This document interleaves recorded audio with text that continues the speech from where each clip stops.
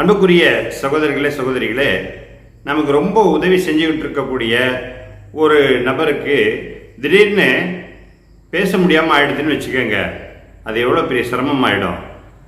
அல்லது அவர் நம்ம காதோடு வந்து பேசினா மட்டும் கேட்கும், ஆனால் மற்றவங்களுக்கு வெளியில் அவர் பேசுகிறது கேட்காது அப்படிங்கிற நிலைமை இருந்தால் எப்படிப்பட்ட ஒரு சூழ்நிலை ஏற்படுமோ அது போல் ஒரு சூழ்நிலை தான் இந்த செல்ஃபோனில் வந்து ஸ்பீக்கர் ரிப்பேர் ஆகி அது இப்போ எடுக்காமல் போகிறதுனால வரக்கூடிய பிரச்சனை. ஃபோனில் வச்சு பார்த்தா கேட்குது, நம்ம பேசுகிறது கேட்குது, கால் வரணுந்தா ஃபோன் பண்ணால் பேசுது, ஆனால் லவுட் ஸ்பீக்கர் வேலை செய்யலை. இது வந்து ஒரு பிரச்சனை. அந்தமாரி ஏற்பட்டதுனால கொஞ்சம் கஷ்டமாக ஏற்பட்டது. அதுக்கு முன்னாடி என்ன ஆச்சுன்னு சொன்னால், ஸ்பீக்கர் சவுண்டு கம்மியாக இருக்குது அப்படின்னு சொல்லிட்டு ஒரு சர்வீஸ் செய்யக்கூடிய ஒரு நண்பர்கிட்ட கொண்டு போய் கொடுத்துருந்தோம். அவர் தெரிஞ்சவருங்கிறதுனால அங்கே கொண்டு போய் கொடுத்தேன். இங்கேருந்து தாம்பரத்தில் நம்ம அசோக் லேலண்ட் எம்ப்ளாயீஸ் எல்லாம் சேர்ந்து ஒரு நிகழ்ச்சி நடத்தினாங்க. சரி, அங்கே போகிறோமே, அதோட இந்த இதையும் முடிச்சிடலான்னு சொல்லிட்டு இவர் வந்து இந்த தாம்பரத்தில் அந்த ஒரு பகுதியில் இருந்தார். அவர்கிட்ட கொண்டு போய் கொடுத்துட்டு வெயிட் பண்ணி அதுக்கு ஒரு சார்ஜ் பண்ணார். ஸ்பீக்கரே மாற்றணும்னு சொன்னார். மாற்றியாச்சு. ஸ்பீக்கரை மாற்றிட்ட பிறகு கொடுத்துட்டாங்க. நான் எடுத்துகிட்டு அந்த நிகழ்ச்சிக்கு போகிற அவசரத்தில் அதை சரி பார்க்கலாம் என்ன. ஆனால் ஃபோன் அட்டன் பண்ணால் வருது. நான் அங்கே இருந்துக்கிட்டே இது வண்டி புக் பண்ணேன், டூ வீலர் புக் பண்ணேன், வந்துச்சு. நம்ம ஃபோன் பண்ணுறது, அவன் பேசுகிறது எல்லாம் கேட்குது. ஆனால் சவுண்டு வரலைங்கிறது நான் ரொம்ப பிறகு தான் கவனித்தேன். வைப்ரேஷன் மட்டும் வருது. சரி, நம்ம சைலண்டில் போட்டுருப்போம்ல இருக்குது, அதனால் வைப்ரேஷன் வருதுன்னு சொல்லி விட்டாச்சு. அதுக்கப்புறம் அந்த நிகழ்ச்சியெல்லாம் போய் எடுத்துட்டு வீட்டுக்கு வந்து அதை தொகுத்து நம்ம வீடியோ போடலாம் அப்படின்னு சொல்லி ஆரம்பிக்கும்போது பார்த்தா சுத்தமாக சவுண்டே வரல. நான் பேசிட்டு ப்ளே பண்ணி பார்க்குறேன், சவுண்டு வரல. அது என்னடா ஆச்சுன்னு சொல்லி பார்த்தா மறுபடியும் பழைய வீடியோக்கெல்லாம் போட்டு பார்த்தா அதுலேயும் கூட எதுவுமே சவுண்டு வரல. அப்புறம் தான் தெரியுது ஸ்பீக்கர் சுத்தமாக வேலை செய்யலைன்னு சொல்லி.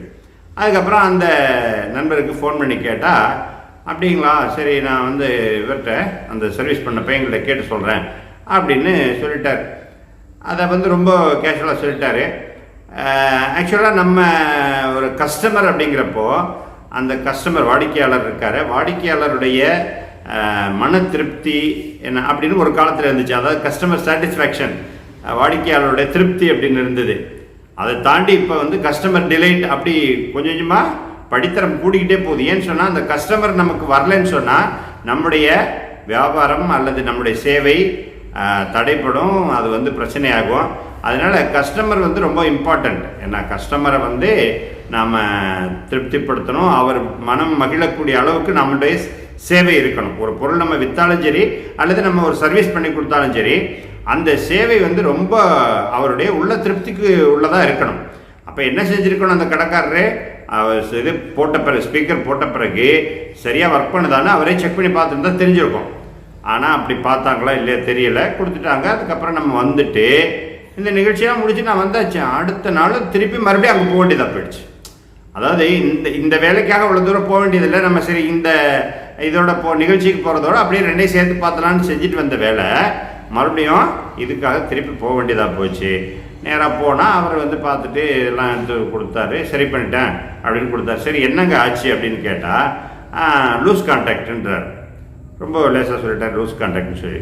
அப்போ நான் சொன்னேன், அந்த லூஸ் வந்து இந்த லூஸை ரொம்ப அலைய விட்டுருச்சே அப்படின்னு சொல்லி சொன்னேன். அதிலே அவர் புரிஞ்சுக்கிட்டு இருக்கணும். அந்த மாதிரி நம்ம வந்து தெரிஞ்சவங்கிறதுனால வேறு எதுவும் பேசவும் முடியாது. சரின்னு விட்டுட்டு வந்துட்டேன். அப்புறம் அந்த இதில் வந்து நம்ம அந்த கடையில், அந்த சர்வீஸ் சென்டரில் இருக்கக்கூடிய ஒரு பிரச்சனை என்னென்னா, அவங்க வந்து ஒர்க் பண்ணுற இடத்துல ஏசி ஒர்க் ஆகுது, நல்லா இருக்குது, அவங்க கூலிங் இருக்குது. வெளியில் நம்ம வர்றவங்க கஸ்டமர் வந்து உட்காரக்கூடிய இடம் இருக்கு, சுத்தமாக காத்தோட்டம் இல்லை, அந்த ஏசியோட எஃபெக்ட் கொஞ்சம் கூட இல்லை, வேர்க்குது. அப்படி நம்ம போய் உள்ளே நின்னா வேர்க்குது. நான் அவர்கிட்ட சொன்னேன், ஏங்க இந்தமாரி கஸ்டமரை வந்து நீங்கள் இது பண்ணணும், ரெஸ்பெக்ட் பண்ணணும், அல்லது அவங்களுக்கு வந்து வசதி செஞ்சு கொடுக்கணும்.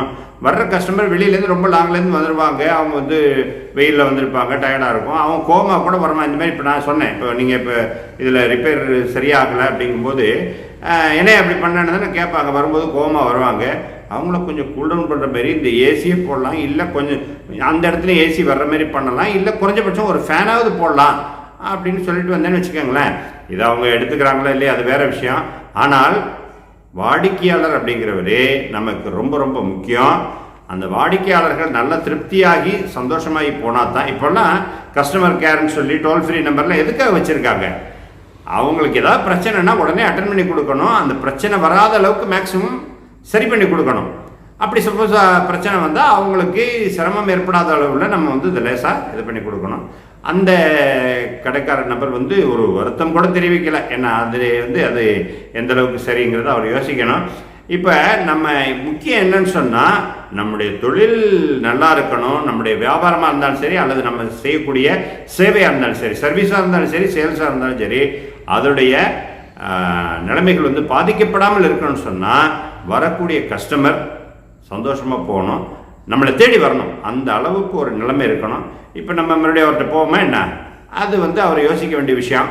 அதனால் நீங்கள் இப்போ இதை கேட்கக்கூடிய, இது எதுக்காக நம்ம போடுறோன்னு சொன்னால், நம்ம இதை கேட்டுக்கொண்டிருக்கக்கூடிய சகோதரர்கள், நீங்கள் சேல்ஸ் பண்ணக்கூடியவங்களாக இருக்கலாம், பிஸ்னஸ் பண்ணக்கூடியவர்களாக இருக்கலாம், அல்லது ஒரு சேவை கொடுக்கக்கூடியவர்களாக, ஒரு சர்வீஸ் வைக்கக்கூடியவர்களாக இருக்கலாம். ஸோ நாம் கஸ்டமரோட ரொம்ப முக்கியங்கிறத கவனத்தில் கொள்ளணும்.